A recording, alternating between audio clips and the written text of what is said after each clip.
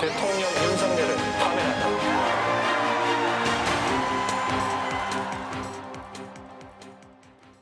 대선을 앞둔 정치권 소식, 오늘은 정치팀 고재민 기자와 알아보겠습니다. 자, 고재민 기자, 첫 번째 소식 볼까요?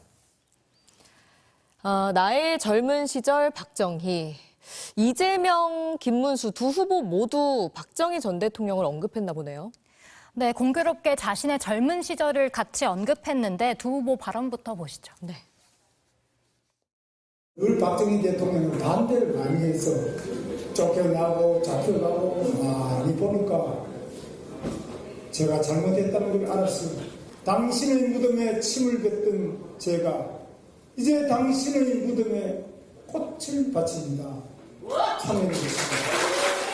독재하고 군인을 동원해서 민주주의를 말살하는 아주 나쁜 사람이라고 생각했어요. 지금도 그건 사실이죠.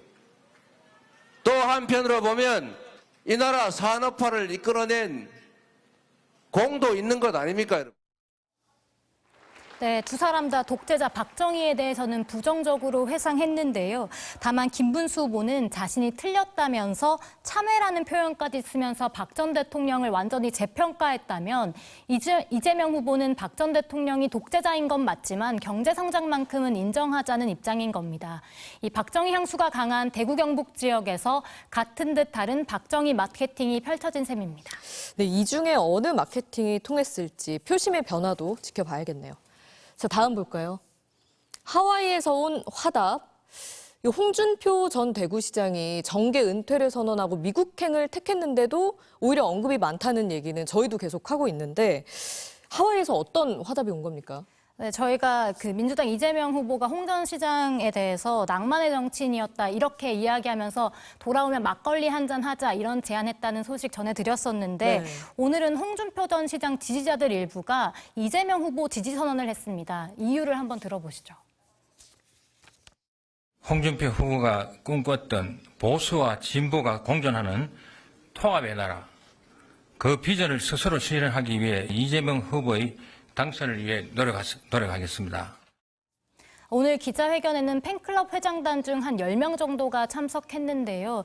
그래서 이제 하와이에 가 있는 홍 전 시장과 어떤 교감이 있었던 것 아니냐 이런 얘기도 있었는데 그건 아니라고 합니다. 네.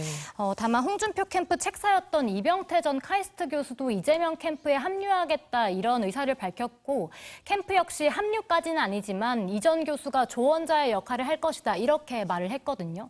이렇게 홍준표, 이재명 이 두 사람 사이에 뭔가 교감이 오가는 듯한 미묘한 상황이 반복되면서 국민의힘 안철수 의원이 이재명의 사탕 발림에 흔들리지 말라면서 홍심 붙잡기에 나서기도 했습니다. 네, 지금 홍준표 전 시장 지지세를 흡수하기 위한 움직임이 곳곳에서 이어지고 있는데 이게 또 어떤 결과로 이어질지 궁금해집니다. 자, 다음은 개를 아는 김문수. 아무래도 이 반려동물과 함께 사는 유권자들의 표심을 노린 것 같네요. 네, 유기견과 반려동물 공약을 발표하면서 공개된 사진인데요. 과거 김문수 후보가 경제사회노동위원회 위원장이던 시절의 발언과는 사뭇 다른 모습입니다. 그때 발언 먼저 들어보시죠. 네. 개만 사랑하고 개만 안 사랑하고 결혼 안 하고 애 안 하고 또 애도 낳아서 키울 줄 알아야지. 개를 안고 다니는 것이 어떻게 행복이지.